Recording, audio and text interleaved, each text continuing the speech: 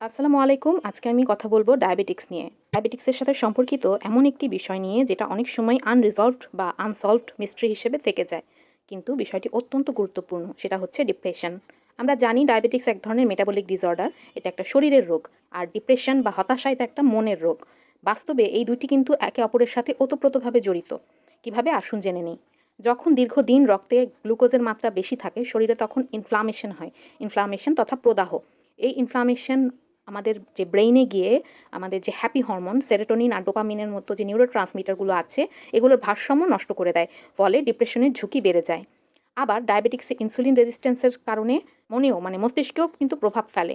এর ফলে mood control করা কঠিন হয়ে যায়, মানুষের ক্লান্ত লাগে, কিছু ভালো লাগে না। কেউ যদি ডিপ্রেশনে ভোগে সে কিন্তু তখন ঠিকমতো খায় না, এক্সারসাইজ করে না, ওষুধ অনেক সময় নিয়মিত খান না। যার ফলে কিন্তু ব্লাড সুগার লেভেল আরও খারাপ হয়ে যায়। অর্থাৎ যাদের ডায়াবেটিক্স আছে তারা যদি ডিপ্রেশনে ভোগেন তাদের ডায়াবেটিক্সের মাত্রা কিন্তু আরও বেড়ে যেতে পারে, ব্লাড সুগারের মাত্রাটা। আরেকটা বিষয় আছে যে ডায়াবেটিক্স যেহেতু মেটাবলিক ডিসঅর্ডার, দেহে যদি ডায়াবেটিক্সের পাশাপাশি vitamin D, vitamin B 12, magnesium এগুলোর যদি ঘাটতি থাকে এগুলোও কিন্তু পরোক্ষভাবে ডিপ্রেশনের জন্য দায়ী। শুন দেখি কিভাবে আমরা এটাকে মিটিগেট করতে পারি বা ম্যানেজ করতে পারি।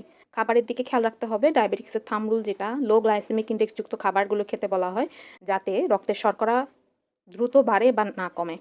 দ্বিতীয়ত প্রোটিনযুক্ত খাবার পর্যাপ্ত পরিমাণে রাখতে হয়, কারণ প্রোটিন শরীরে ভেঙে অ্যামাইনো অ্যাসিড তৈরি করে, যার মধ্যে অন্যতম হচ্ছে একটা essential amino acid tryptophan. Tryptophan মস্তিষ্কে গিয়ে কিন্তু সেরোটোনিনে রূপান্তরিত হয়। ট্রিপ্টোফ্যানের পরিমাণ কমে থাকলে তখন সেরোটোনিনও কমে যায়।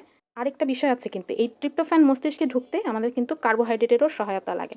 সেক্ষেত্রে ডায়াবেটিক্স রোগীদের জন্য যদি তারা একদম লো ক্যালোরি ডেফিসিট ডায়েটে থাকে বা কেটোজেনিক ডায়েটে থাকে তাহলে কিন্তু এই ট্রিপ্টোফ্যানটা মস্তিষ্কে ঢুকতে অসুবিধা হবে। কার্বোহাইড্রেট হচ্ছে ইনসুলিন রিলিজ বাড়ায়।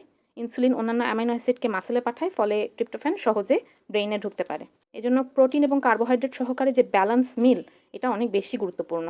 এছাড়াও ওমেগা 3 ফ্যাটি অ্যাসিড, এটা যেমন মাছ, ফ্লাক্সিড, এগুলো মস্তিষ্কের জন্য ভালো, এগুলো মুড ভালো রাখতে সহায়তা করে। সবচেয়ে গুরুত্বপূর্ণ হলো একটা নিয়মিত লাইফস্টাইল, একটা নিয়মিত ইন্টারভ্যালে খাবারটা খাওয়া।